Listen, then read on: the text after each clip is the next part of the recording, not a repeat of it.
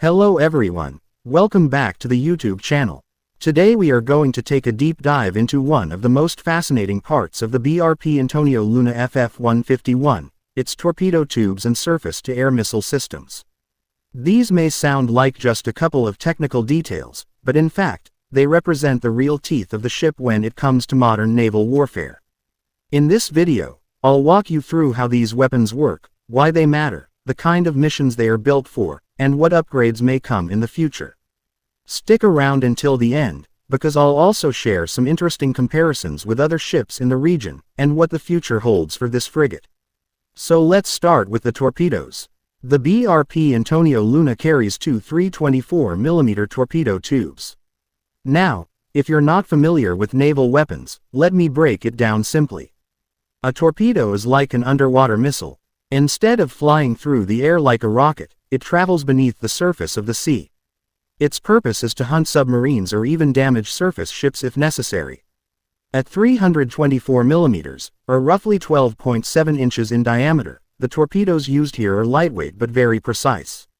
They are part of the ship's anti-submarine warfare package, which makes perfect sense because submarines are one of the most dangerous threats to any navy. Unlike planes or surface ships, submarines can sneak up silently, hide beneath layers of water, and attack without warning. That's why frigates like the Antonio Luna must be ready with specialized weapons to deal with them. The torpedo tubes on this ship are designed to launch weapons quickly and reliably. Typically, they fire anti-submarine torpedoes such as the K-745 Blue Shark, which is a South Korean lightweight torpedo widely used in the region. The Blue Shark can travel fast underwater, track its target, and deliver a warhead powerful enough to disable a submarine. Imagine a cat-and-mouse game, where the submarine tries to sneak in quietly, but the frigate uses its sonar to detect it, and then responds by launching one of these fast-moving underwater hunters. That is how the system works in real scenarios. Now, let's move to the ship's surface-to-air missiles, also known as SAMs. The Antonio Luna is fitted with two Simbad RC short-range SAM launchers. The Simbad RC system is essentially a remote-controlled launcher for Mistral missiles. Each launcher holds two ready-to-fire missiles. The Mistral is a heat-seeking missile designed to hit incoming aircraft, drones, or even sea-skimming anti-ship missiles. Think of it as the close-in bodyguard of the ship. While the frigate does have guns and sensors, the SAM system adds a crucial layer of air defense. The interesting thing about the Simbad RC is that it is remote-controlled, which means the crew doesn't have to stand outside and manually aim the weapon. Instead, it can be operated from inside the ship, keeping sailors safe from exposure while still being able to respond rapidly to incoming threats. Its short-range nature makes it a last line of defense against sudden air attacks, giving the ship just a few seconds to detect, lock, and destroy an incoming missile or aircraft. However, while the current setup is useful, it is not the final vision for the ship. The design of the Jose Rizal-class frigates, which includes BRP Antonio Luna, has room for future upgrades. One of the most exciting potential upgrades is the installation of an 8-cell vertical launch system, or VLS. For anyone new to the term, a VLS is a grid of vertical missile tubes built into the deck of a warship. Instead of having just two launchers with limited missiles, a VLS can carry a wide variety of missiles, surface-to-air, anti-ship, or even land attack missiles, all stored below deck and launched straight upward when needed. If and when the VLS is installed on Antonio Luna, it would significantly boost the ship's firepower. For example, it could carry longer-range SAMs, giving the frigate the ability to defend not only itself but also other ships in its fleet.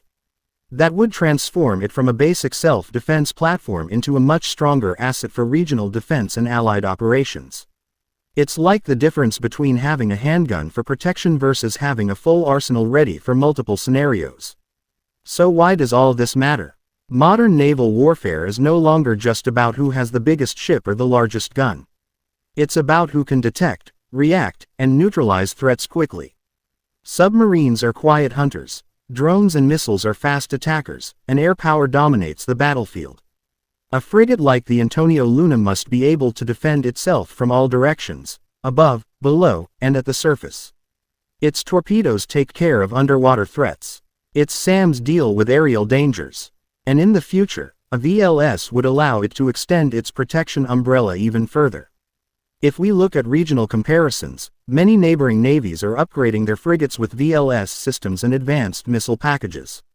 For example, South Korea, Japan, and Singapore all operate frigates with medium to long-range missile systems. By eventually upgrading Antonio Luna with a VLS, the Philippine Navy would not only close the gap but also add much-needed deterrence in contested waters such as the South China Sea. This upgrade would show both allies and potential adversaries that the Philippines is serious about protecting its maritime domain. Now, let's think about the human factor for a moment. Imagine you are part of the crew. You are on watch duty, and the radar suddenly shows a possible incoming aircraft moving suspiciously close. The alarm goes off, and within seconds, the remote console operator is already aiming the Simbad RC. A missile locks onto the target, fires, and speeds through the air at twice the speed of sound.